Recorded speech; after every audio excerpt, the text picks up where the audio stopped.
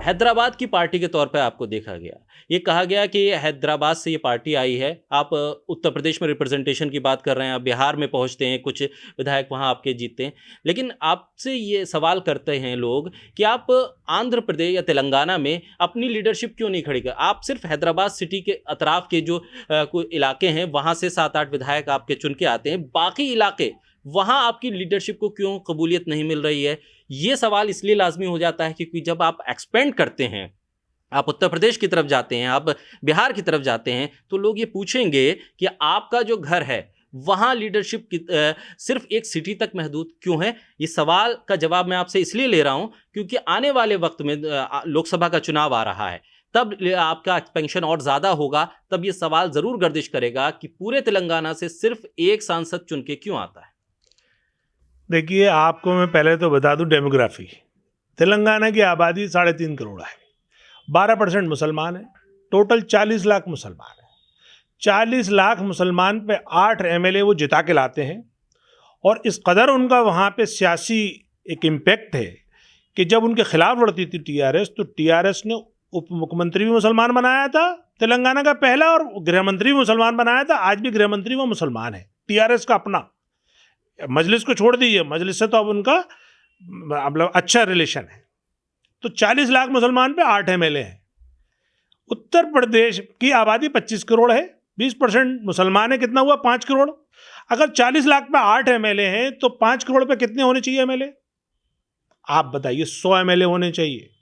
अगर 40 लाख पे 8 हैं तो 4 करोड़ पे 80, और जो बचा 1 करोड़ उस पे 20, यानी कि 100 एमएलए होने चाहिए। तो कौन सी गलत बात की गई है की?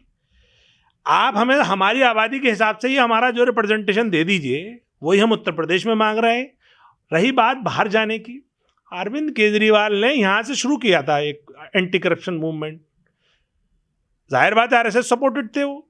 आरएसएस की एक तरह से नाजायज औलाद हैं, और आरएसएस को फिर उन्होंने डिच कर दिया और अपनी एक पार्टी बना ली। वो जाते हैं उत्तर प्रदेश में, वो जाते हैं पंजाब में, वो जाते हैं गुजरात में, वो जाते हैं गोवा में, तो कोई नहीं पूछ रहा उनसे भी आप वहाँ क्यों जा रहे हैं साहब। किसी ने सवाल किया अरविंद केजरीवाल से? आपने कभी सुना कि भाई आप दिल्ली के रहने वाले हैं, आप उत्तर प्रदेश की 403 सीटों से क्यों लड़ रहे हैं? आप किसी मुस्लिम एमएलए से पूछ लेना, जो आम आदमी पार्टी का मुस्लिम एमएलए है, उससे पूछ लेना ये सवाल, जबकि वो ये सवाल करेगा कि हैदराबाद वाला क्यों आ रहा है उत्तर प्रदेश में। लेकिन वो ये सवाल भूल जाता है कि ये दिल्ली वाला क्यों जा रहा है उत्तर प्रदेश में। उत्तराखंड भी लड़ रहा है, वो पंजाब भी लड़ रहा है, गुजरात भी लड़ रहा है, और वो गोवा भी लड़ रहा है। तो ये डबल स्टैंडर्ड जो है, बेसिकली हमारी पूरी की पूरी कौम जो है ना, एक ऐसे बैकवर्डनेस के सिंड्रोम में चली गई है। खासतौर से इसके जो दूसरी पार्टियों के दलाल हैं, इन्होंने इसको बिल्कुल बुज़दिल वाली दहलीज पे ले जाकर खड़ा कर दिया है।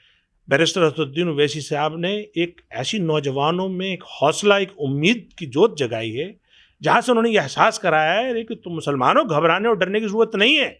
हालात कितने भी तंग हों, अभी संविधान भी जिंदा है, यहाँ का लोकतंत्र भी जिंदा है, और इस सिस्टम में तुम्हें अपनी हिस्सेदारी की डिमांड करनी चाहिए। जब तेलंगाना में 8 एमएलए आके और वो अपनी हुकूमत पर अपना असर ला सकते हैं, अपने समाज को अच्छा कर सकते हैं, तालीम में, सेहत में, रोजगार में दूसरे समाज के बराबर आ सकते हैं, तो आखिर उत्तर प्रदेश का मुसलमान क्यों नहीं? दिल्ली का मुसलमान क्यों नहीं? हैरानी की बात यह है कि दिल्ली की आबादी और तेलंगाना की आबादी बराबर।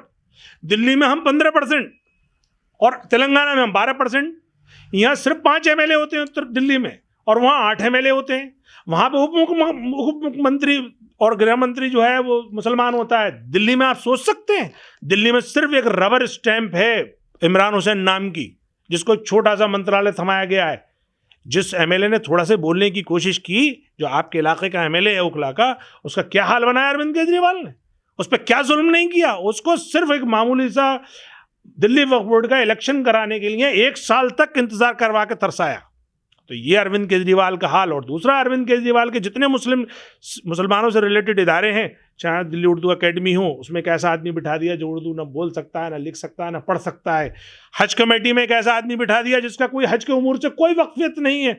इसी तरीके से दिल्ली माइनॉरिटी कमीशन में आदमी बिठा दिया। इसी तरीके से वो मुसलमानों के से रिलेटेड जितने इशूज़ हैं, उर्दू का हाल उन्होंने इतना बुरा कर दिया, उर्दू मीडियम स्कूलों का हाल बुरा कर दिया। उर्दू के टीचर्स के बारे में देखें आप, बहुत शोर मचाया उर्दू के सामने साहब। 900 कुछ वैकेंसी निकाल दी, 971, लेकिन अपॉइंटमेंट कितने हुए? 200 कुछ। बाकी क्यों नहीं हुए? क्योंकि उन्होंने जो है दोनों मेरिट्स को अलग अलग लिया, तो पहली बार में ही वो स्टेप में पास नहीं हो पाए बच्चे, तो दूसरे में नहीं आ सकते थे। सवाल ये सारे जो तकलीफें, सारे इम्तिहानात उर्दू वालों के लिए, मुसलमानों के लिए। तो अब हम सिर्फ इतना कहना चाहते हैं, हम एक सियासी जमात हैं, हमारी ये जिम्मेदारी है कि आखिर हमारा समाज पीछे चला गया है, अब इस समाज को हम पीछे से अपने दूसरे और जो हिंदुस्तानी साथी भाई हैं हमारे, उनके साथ खड़ा कर दें। तो जाहिर बात है उसको साथ खड़ा करने के लिए सबसे पहले उनको सियासी तौर पे हमें वो कुव्वत दिलानी होगी, सियासी तौर पे उनमें वो एतमाद जगाना होगा कि तुम भी लड़ सकते हो, तुम भी जीत सकते हो, और तुम कब तक इनके बैसाखियों पे चलोगे। जो एक शेर है ना कि न हम सफ़र से निकलेगा, न हम नशी से निकलेगा, हमारे पाँव का कांटा हम ही से निकलेगा। तो मेरे भाई, ये कांटा हमें खुद निकालना है, खुद कोशिश करनी है और खुद मेहनत करनी है।